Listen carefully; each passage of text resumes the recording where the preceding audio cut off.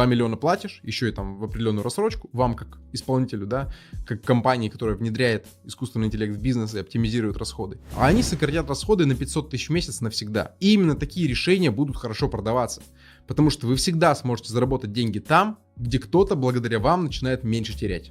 Люди, а особенно бизнес, намного легче платят деньги за то, чтобы что-то не терять, чем за то, чтобы что-то приобрести. Это очень важный момент. Вторая ниша, которая очень понятная и тоже будет очень актуальна в ближайшее время, это аутстаффинг рабочего и IT-персонала. В целом, если вы хотите заниматься каким-то бизнесом, например, маркетплейсами, то вы можете создать собственную аутстаффинговую компанию, привлекать разных сотрудников, их легализовывать, трудоустраивать к себе и перепродавать их часы, это называется аутстаффинг, да, другим компаниям. Тем самым большие компании, тот же самый Wildberries на своих логистических центрах, не запаривается с тем, чтобы оформлять людей, все эти сложности, да, которые вы берете на себя, но платят вам повышенную ставку за час работы сотрудника.